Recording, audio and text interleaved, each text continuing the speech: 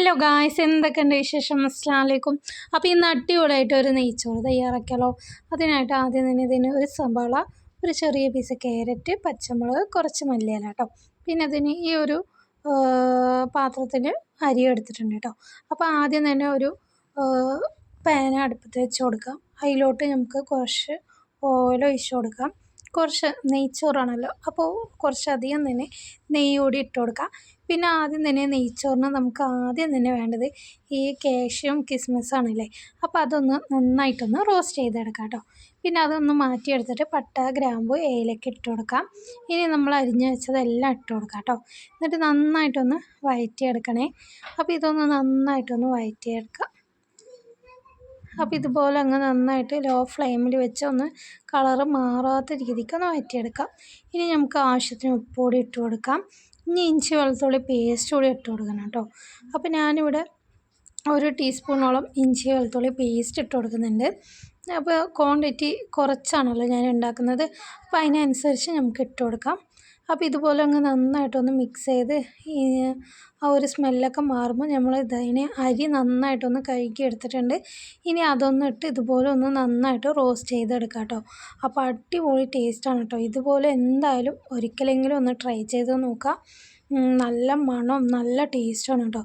അപ്പോൾ അരിയൊക്കെ നന്നായിട്ട് റോസ്റ്റായി വന്നിട്ടുണ്ട്. ലോ ഫ്ലെയിമിൽ വെച്ചാണ് കേട്ടോ ചെയ്യാനായിട്ട്. അപ്പോൾ ഒരു പാത്രം അരിക്ക് 2 പാത്രം വെള്ളമാണ് കേട്ടോ ഒഴിക്കുക. അപ്പോൾ ഇതിന് ഞാൻ ആ പാത്രത്തിൽ തന്നെ 2 പാത്രം വെള്ളം ഒഴിച്ച് കൊടുക്കുന്നുണ്ട്. ഇനി ഇതൊന്ന് നന്നായിട്ടൊന്ന് മിക്സ് ചെയ്തിട്ട് അടപ്പിട്ടൊന്ന് മൂടിക്കൊടുക്കുക. ഇതൊക്കെ ഒന്ന് നന്നായിട്ട് തിളച്ച് വരട്ടെ കേട്ടോ.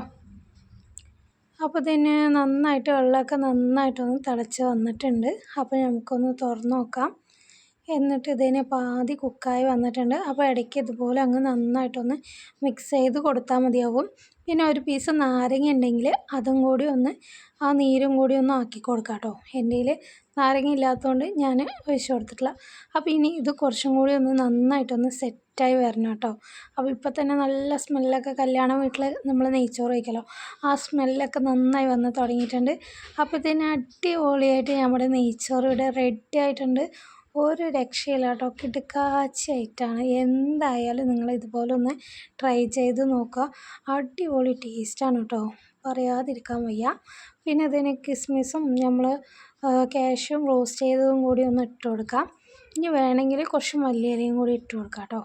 അപ്പോൾ തന്നെ ഞാൻ ഇതൊക്കെ ഇട്ട് കൊടുക്കുന്നുണ്ട്.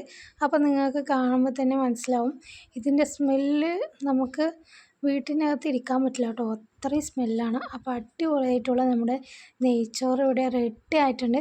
സിമ്പിളായി തന്നെ നമ്മൾ തയ്യാറാക്കി എടുത്തിട്ടുണ്ട് കേട്ടോ. അപ്പോൾ എന്തായാലും ഇതുപോലെ ഒന്ന് ട്രൈ ചെയ്ത് നോക്കുക. ട്രൈ ചെയ്ത് നോക്കിയിട്ട് ഒന്ന് ഫീഡ്ബാക്ക് അറിയിക്കുക. അപ്പോൾ എന്തായാലും കിടുക്കാച്ചി ഒരു നെയ്ച്ചോറാണ് കേട്ടോ.